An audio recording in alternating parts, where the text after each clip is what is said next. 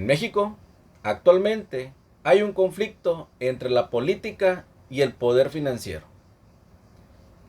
La política tradicionalmente, por lo menos en los últimos 200 años, tiene una forma de operar, tiene una metodología, tiene una forma de que sea funcional y es local. La política es nacional, la política la manejan los estados soberanos y por lo general las decisiones las deben de tomar los mismos ciudadanos dentro de las fronteras de ese estado soberano. En cambio, el poder político, financiero, o el poder financiero, y entendamos el poder financiero, estamos hablando de las grandes corporaciones internacionales y los sistemas financieros internacionales que son lo mismo, sin, ellos no tienen esa manera local de manejarse. Ellos se mueven de manera horizontal y están posicionados y toman decisiones de manera internacional. Es una gran desventaja para el pueblo, es una gran desventaja para el político, puesto que está muy bien delimitado hasta dónde está el alcance de tomar esas decisiones. Hace 100 años, 150 años, las grandes corporaciones, los grandes empresarios, los grandes mercaderes tenían que esperar afuera. Tenían que hacer sala de espera para que un político de algún país, inclusive los países ya libres de América Latina, entre comillas libres, para que estos empresarios, estos grandes financieros o dueños de grandes corporaciones internacionales pudieran acceder hacia el presidente de la República de cualquier país. Hoy en día, esas corporaciones se están gobernando.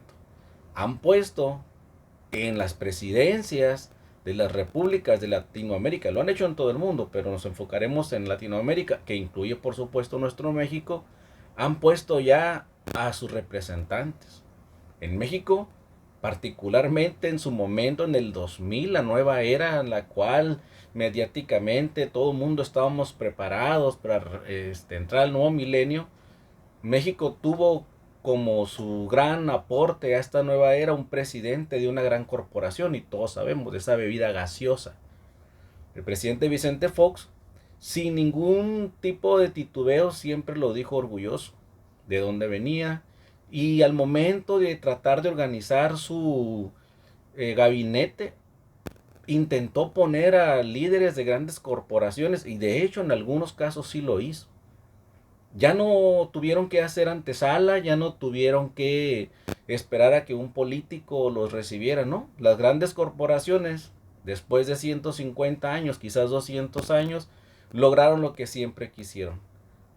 Tener la riqueza, tener la mercancía, tener el poder político y el resultado lo vemos hoy, que sin ningún tipo de limitaciones los líderes de los sindicatos, de los patrones como la Canacintra o como la Coparmex, son candidatos ya naturales, por lo menos para ese tipo de agremiados que sean candidateables pues a ocupar puestos de elección popular. Este tipo de situaciones pareciera que es normal, pero en México está ocasionando a lo que ahorita muchos estudiosos de la sociología, analistas, politólogos, editorialistas, le están llamando como esa división social, o esa división que se está manejando desde el Estado. La realidad es que no la está manejando el Estado esa división. La división que existe entre la política natural, esa política que originalmente en las constituciones de todos los países liberales dice que el poder emana del pueblo, de todo el pueblo, en los últimos 150 años, 200 años ha dejado de ser una realidad para que la política haya sido robada, haya sido tomada, haya sido secuestrada por las grandes corporaciones. México no es ajeno a eso. Lo que está pasando hoy es precisamente eso, que los políticos nacionalistas están tratando de recuperar el poder político. Pero el poder político es el generador natural del poder financiero. ¿Por qué? Porque dentro de los límites de esa nación es en donde están los recursos naturales, que es donde se genera la riqueza, que es lo que le da al final de cuentas el poder a los grandes empresarios. El poder financiero por sí solo no es capaz de generar riqueza. El poder financiero internacional necesita de los recursos naturales y la mano de obra que existe dentro de los límites soberanos de las naciones. Y por supuesto, se habían acostumbrado a que ya lo tenían todo.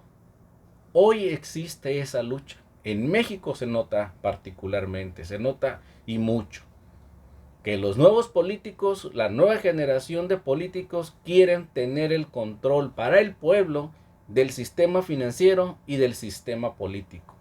Sí existe una división, pero fue una división y fue un distanciamiento que ellos mismos, las grandes corporaciones, provocaron, puesto que entre más alejado estuviera el pueblo del poder político, más conveniente para ellos para crear sus propias leyes y reglamentos que le generaran al poder corporativo financiero la mayor cantidad de retribuciones económicas o lucro.